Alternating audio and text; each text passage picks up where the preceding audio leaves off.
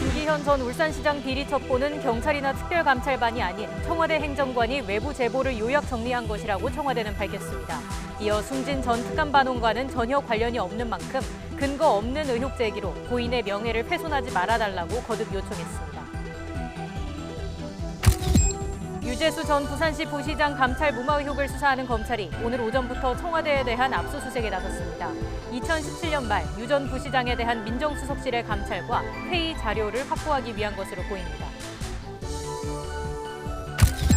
북미 신경전이 수위를 높여가고 있습니다. 북한은 이달 말 노동당 전원회의를 소집해 중대 문제를 논의하겠다고 밝혔습니다. 트럼프 대통령은 김 위원장에게 로켓맨이라는 표현을 다시 사용했고 무력 사용 가능성까지 언급했습니다. 다국적 통신업체 퀄컴에 대한 1조 원대 과징금 소송에서 법원이 공정거래위원회에 손을 들어줬습니다. 퀄컴이 특허권을 기반으로 한 우월적 지위를 남용하고 부당 거래를 강요한 만큼 공정위의 과징금 부과는 적법하다고 판단했습니다. 통계청에 따르면 40살 남녀가 앞으로 살 수 있는 기대 여명이 10년 전과 비교해 각각 3.2년과 2.5년이 늘어난 것으로 나타났습니다. 이에 따라 현재 40살인 남성은 80살, 여성은 86살 정도까지 살 수 있을 것으로 예측됐습니다. 고액 상습 체납자 6,838명의 명단이 국세청 홈페이지 등에 공개됐습니다. 황제 노역으로 비난을 받은 허재호 전 대주그룹 회장, 허준과 식객 등을 집필한 인기 드라마 작가 최완규 씨 등이 포함됐습니다. 청와대가 김기현 전 울산시장 비리 의혹을 제보받은 경위에 대한 자체 조사 결과를 발표했습니다. 청와대의 연루 의혹을 전면 부인했습니다. 고민정 청와대 대변인의 발표 들어보시겠습니다. 경찰 출신이거나 특감 반원이 아닌 행정관이 외부에서 제보된 내용을 일부 편집하여 요약 정리한 사실을 확인했습니다. 따라서 고인이 되신 동부지검 수사관은 문건 작성과 무관한 것으로 확인됐습니다. 2017년 10월경 당시 민정비서관실 소속 행정관 A씨가 제보자로부터 스마트폰 SNS를 통하여 김기현 전 울산시장 및 그 측근 등에 대한 비리 의혹을 제보받았습니다. A 행정관은 외부 메일망의 제보 내용을 문서 파일로 옮겨 요약하고 일부 편집하여 제보 문건을 정리하였으며 그 과정에서 새로이 추가한 비위 사실은 없습니다. 문제의 문건은 외부 제보 없이 민정수석실이 특감반의 자체 조사 등을 통해 생산한 다음 경찰에 지시하여 수사하도록 한 사실이 없고 고인 등 2명의 특감반원이 2018년 1월 울산에 내려간 것은 본건 자료와 무관한 것임을 분명히 말씀드립니다. 네, 아울러 청와대는 숨진 특감반원이 울산을 방문한 이유가 고래고기를 둘러싼 검경 갈등 때문이라는 점도 거듭 설명했습니다. 국정 2년차 부처 간 엇박자 점검을 위한 활동이었다며 당시 작성된 보고서를 공개했습니다. 계속해서 들어보시겠습니다. 당시 그 울산에 내려가서 고래고기 환부 사건에 대해서 알아봤다라는 부분을 분명 제가 말씀드리기도 했습니다. 그와 관련된 그 보고 문건이 바로 이것입니다. 검찰 내부 여론 및 분위기를 작성한 문건이 그대로 있고요. 그리고 마지막에는 어떻게 조치를 할 것인지에 대한 부분이 명시가 되어 있습니다. 국정 2년차 증후군 실태 점검 및 개선 방안 보고 18년 1월 18일에 보고되어 있는 문건을 이게 끝나는 대로 여러분들께도 배포를 해드리겠습니다. 그 안에 보시면 사회교육 문화 분야에서 검경 간 고래고기 환부 갈등이라는 내용이 분명히 적혀 있습니다. 이 사실관계조차 확인되지 않는 것들로 고인의 명예가 더 이상은 훼손되지 않도록 언론인 여러분들도 보도에 신중을 좀 가해 주셨으면 좋겠습니다. 네, 숨진 특감반원의 휴대전화 압수와 관련해 검경 간의 신경전도 고조되고 있습니다. 검찰이 압수해간 휴대폰을 되찾겠다면서 경찰이 검찰에 대한 압수수색 영장을 역신청하기로 했습니다. 박희재 기자의 보도입니다. 최근 압수수색 영장을 들고 온 검찰에 숨진 전 청와대 특별감찰반원 A 수사관의 휴대전화를 내어준 경찰.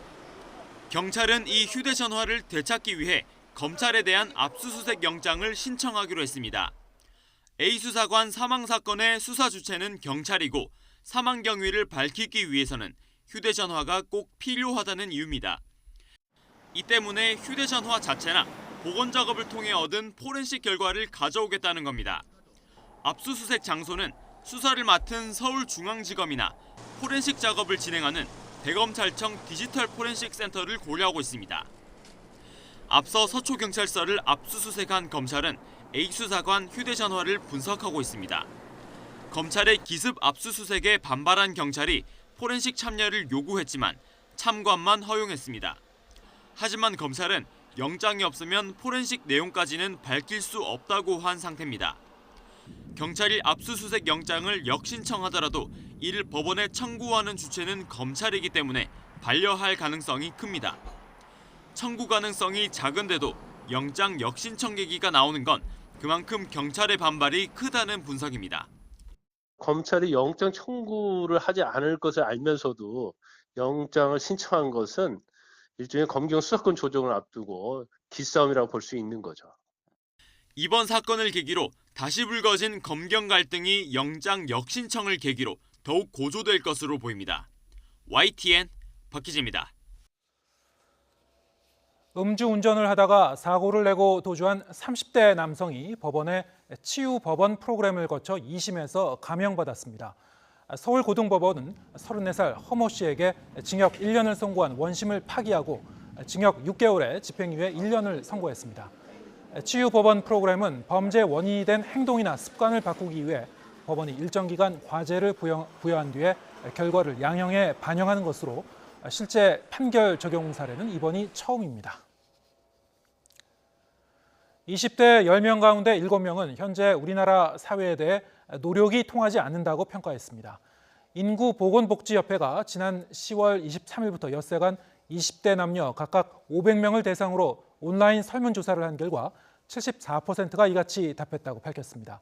또 10명 중 6명 정도는 아이를 낳고 싶지 않은 편이라고 응답했는데 이후로 이 사회가 아이를 키우기 좋지 않다고 한 사람이 36%로 가장 높았습니다. 김정은 북한 국무위원장이 백두산에 또 올랐습니다. 이달 말 노동당 전원회의도 소집됐습니다. 중대한 문제를 결정한다고 밝혔는데 연말 협상 시한까지 미국의 변화를 압박하려는 것으로 해석됩니다. 임성호 기자입니다. 김정은 북한 국무위원장이 다시 백마를 타고 백두산에 올랐습니다. 부인 리설주와 함께 이번엔 이례적으로 박정천 육군 총참모장 등 북한군 고위 인사들이 대거 수행했습니다.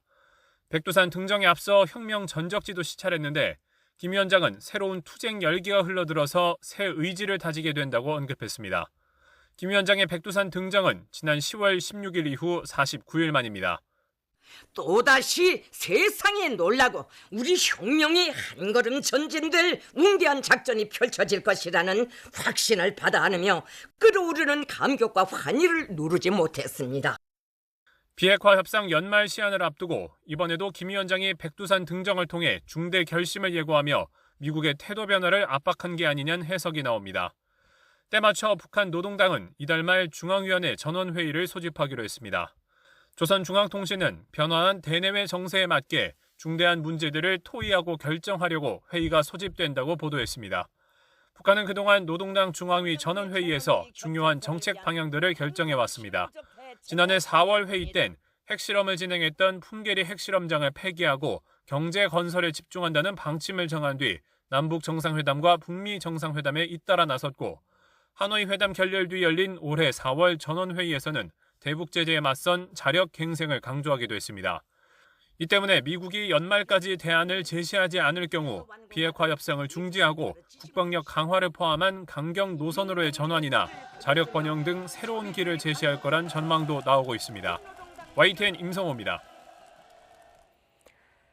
음식 문화가 변하면서 정부가 이에 맞춘 유망식품 산업을 지원하기로 했습니다. 성장 가능성은 크지만 아직 크게 주목받지 못하는 5분야를 골랐습니다. 보도에 류재복 기자입니다. 갈비찜과 생선 조림, 콩볶음 등이 차려진 식탁입니다. 어르신 드시기에 좀 부담스러울 듯한데 걱정할 필요가 없습니다. 음식이 쉽게 으깨져 씹는데 부담이 없기 때문입니다. 노인을 위한 이런 음식들은 마트 등에서 포장재 쉽게 살 수 있습니다. 오는 2030년 인구 4명 가운데 1명은 65살 이상일 거라는 점만 봐도 성장 가능성은 무궁무진합니다. 배달받은 상자에서 고기와 채소, 반찬 등을 꺼냅니다. 간단하게 볶거나 그릇에 담으면 한 끼 식사입니다. 이 음식들은 신장이 좋지 않은 환자를 위해 칼륨 등 일부 성분을 줄였습니다. 고령화와 만성질환 증가 등으로 수요가 증가하고 있는 메디푸드 시장을 확대하기 위해 특수의료용도 식품을 독립된 식품군으로 분리 상향하고 채식주의자를 위한 틈새 시장으로 시작한 대체 식품 분야. 편의점에서 파는 콩버거와 김밥, 파스타까지 다른 음식과 어깨를 나란히 할 정도로 성장했습니다. 이 밖에 기능성 식품이나 간편 음식 등 식생활 변화에 따라 성장 가능성이 큰 분야에 각각 맞춤형 지원 대책을 마련하기로 했습니다. 정부는 오는 2030년까지 유망식품 산업 규모와 일자리를 2배로 늘릴 계획입니다. YTN 유재복입니다. 현대자동차 노조지부장 선거에서 실리 성향의 이상수 후보가 당선됐습니다. 현대차 노조는 8대 임원 선거 개표 결과 이 후보가 21,838표, 49.91%를 얻어 강성 성향의 문용문 후보를 405표, 0.93%포인트 차이로 누르고 당선됐다고 밝혔습니다. 실리 성향 후보가 당선된 것은 지난 2013년 이경훈 지부장 이후 처음입니다. 필리핀 북부로 강력한 태풍 간무리가 통과하면서 피해가 속출했습니다. 필리핀 기상청에 따르면 간무리는 현지 시간 2일 밤 순간 최대 풍속이 200km가 넘는 강력한 세력을 유지하며 수도 마닐라가 있는 필리핀 북부 루손섬에 상륙했습니다. 간무리는 오늘 새벽 4시쯤 열대성 저기압으로 약화했지만 순간 최대 시속 125km의 강한 바람과 함께 여전히 많은 비를 뿌리고 있어 기상청은 홍수와 산사태 위험에 대한 각별한 주의를 당부했습니다. 현지 언론과 외신은 이번 태풍으로 지금까지 최소 17명이 숨지고 다수가 부상한 것으로 재난당국이 파악하고 있다고 보도했습니다.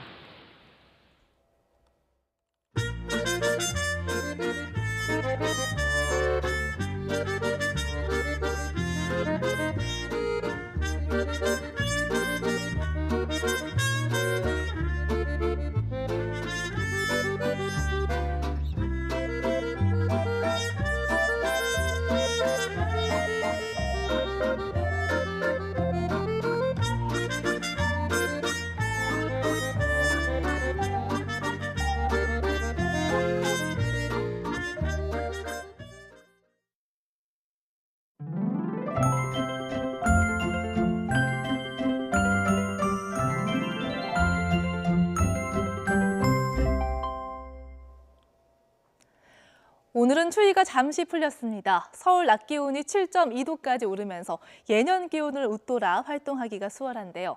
밤부터는 북쪽에 찬 공기가 다시 남하하면서 기온이 뚝뚝 떨어지겠습니다. 오늘 퇴근길엔 서울 기온이 2도, 내일 아침은 영하 5도까지 내려가면서 강추위가 다시 찾아오겠습니다.